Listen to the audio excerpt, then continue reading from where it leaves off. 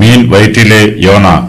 யோனாவை விழுங்கும்படி ஒரு பெரிய மீனை கர்த்தர் ஆயத்தப்படுத்தி இருந்தார். அந்த மீன் வயிற்றிலே யோனா இராப்பகல் 3 நாள் இருந்தான். கர்த்தர் யோனாவின் ஜீவனை அற்புதமாக ரட்சிக்கிறார். தம்முடைய நியாய தீர்ப்புக்கு நடுவிலும் கர்த்தர் தம்முடைய கிருபையையும் இரக்கத்தையும் நினைவு கூறுகிறார். யோனா கர்த்தருடைய சமூகத்தில் இருந்து விலகி ஓடிப்போனாலும் கர்த்தருடைய பிரசன்னம் யோனாவை பின்தொடர்கிறது. கர்த்தர் யோனாவுக்காக செய்ய வேண்டிய காரியம் இன்னும் இருக்கிறது. யோனாவும் கர்த்தருக்கு செய்ய வேண்டிய ஊழியம் இருக்கிறது. யோனாவின் காலம் கர்த்தருடைய கரத்தில் இருக்கிறது. யோனா இப்போது சமுத்திரத்திலே மரித்து போவது கர்த்தருடைய சித்தம் அல்ல. கர்த்தர் யோனாவின் ஜீவனை ரட்சிக்க சித்தமுள்ளவராய் இருக்கிறார். இதற்காக யோனாவை விழுங்கும்படி கர்த்தர் ஒரு பெரிய மீனை ஆயத்தப்படுத்தி இருக்கிறார். யோனா இரவும் பகலும் 3 நாள் ஒரு பெரிய மீனின் வயிற்றில் இருந்தது போல மனுஷகுமாரனும் இரவும் பகலும் 3 நாள் பூமியின் இருதயத்தில் இருப்பார். மத்தேயு 12:40.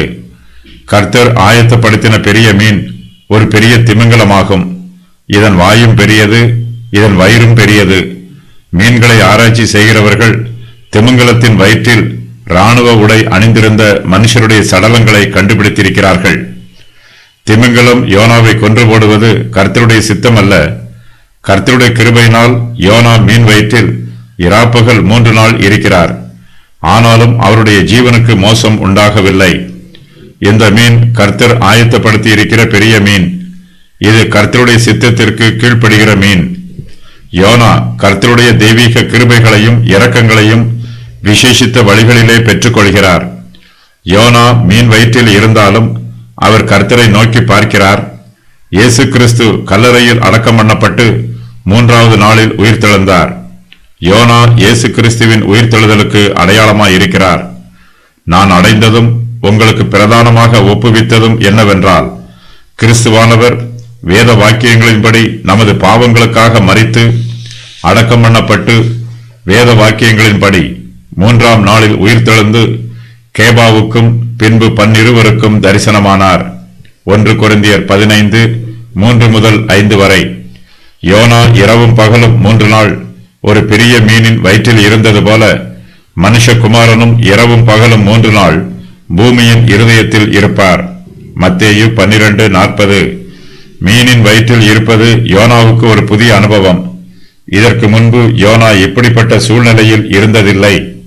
அவர் மீன் வயிற்றிலே இராப்பகல் 3 நாளும் இருக்கிறார்.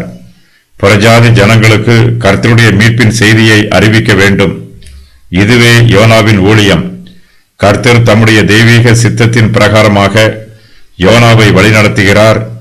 தம்முடைய ஊழியத்திற்காக கர்த்தர் யோனாவை உருவாக்குகிறார்.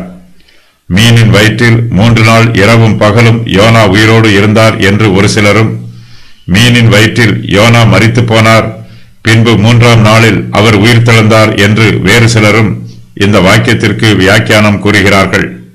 மத்தேயு 12:40 வசனத்தில் யோனா இயேசு கிறிஸ்துவுக்கு முன் அடையாளமாக கூறப்பட்டிருக்கிறார். இயேசு கிறிஸ்துவை போல யோனாவும் 3 நாள் பூமியின் அடியில் மரித்தவராக இருந்திருப்பார் என்பது இவர்களுடைய வியாக்கியானம்.